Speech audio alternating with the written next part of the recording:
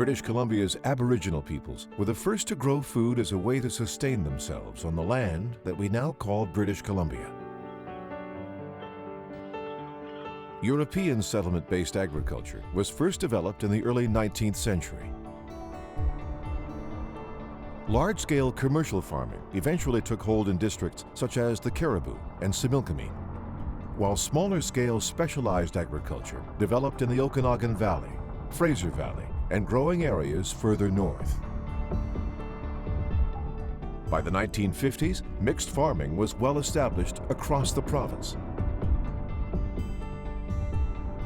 Up to this point, most farm owners and farm workers in BC were of European descent.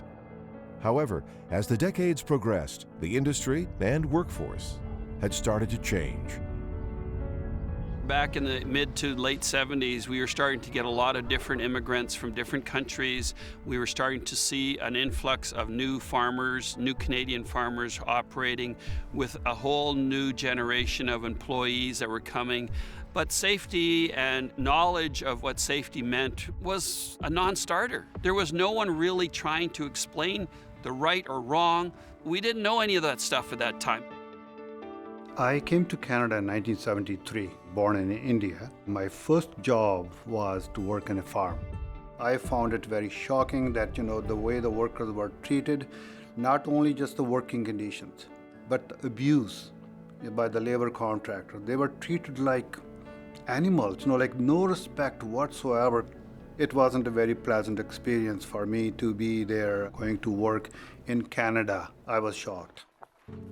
The health and safety agriculture industry in British Columbia was always ignored. It was not a priority.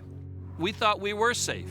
Farmers were doing everything in their right mind to do things right. My father, when he first started spraying, he would mix chemicals with lack of better knowledge just with his bare hands in a 5-gallon bucket.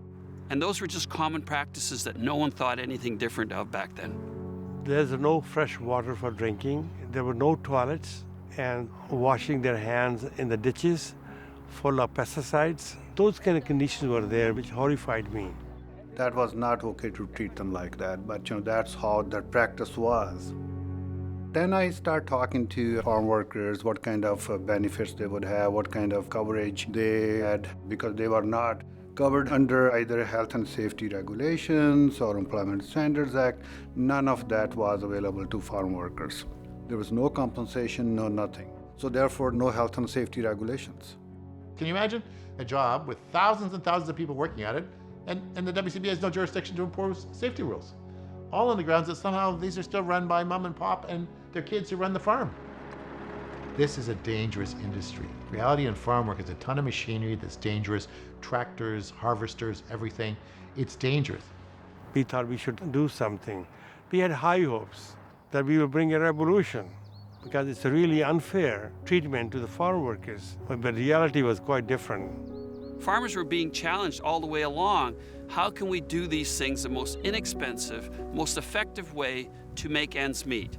And so labor was one element. We just did things accordingly, what we thought was right, to get the field work done faster, quicker, better, so that the farmer could eventually have a black line at the end of his ledger. Did you get one of these?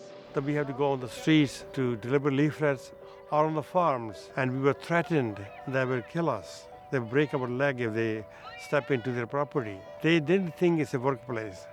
They think it was their personal property, nobody can walk in. So in March of 1979, we formed FWOC, Farm Workers Organizing Committee. We told them, if you speak up, your wages are not paid by the labor contractor, or you have health and safety issues, we will represent you. Every month we would have a demonstration or march in the field or just have a public meeting. So we carried on and we signed up over 2,000 members in 1 year. I realized that there was a big union of farm workers down south the border in California, United Farm Workers. So I read about C.J. Chavez and what they did. And so my question was, if they can do it there, why can't we do it here? Members of the Farm Workers Organizing Committee met with provincial labor officials today to press their demands for new legislation that will allow them to become a union. In 1979, we invited Cesar Chavez from California. We had enough support to form a union.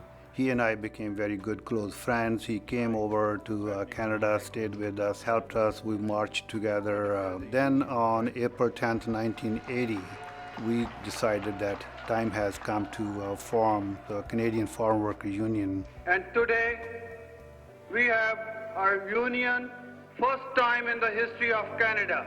Like we were on our, mission. And when the CFU started, these people had no rights, zero rights. So what the farm workers did, and the CFU did, was they put them on the paper and put them in the news and put their plight in the government's face day after day, week after week, month after month, year after year. So that union played a major role in creating the circumstances for improving all of this stuff. We got angry demonstrations in the downtown. Labor movement supported us. We got lots of strength in that time, and we made few changes, but not enough to give them rights as the other workers do. In 91, when the NDP government came to power, the first thing NDP government said that they were going to cover farm workers, they were going to bring them under the Protection of Employment Standards Act and also the Workers' Compensation Act. In 1992, WorkSafe BC, working with the CFU and the Ag Council, brought together representatives to discuss and work on putting a new regulation together for the agricultural industry in British Columbia. We did call it the Ag Reg so that it wouldn't get confused with the Occupational Health and Safety Regulation, which was much greater in breadth than what they were using. New officers had to be hired and trained in order to go out and inspect the particular industry.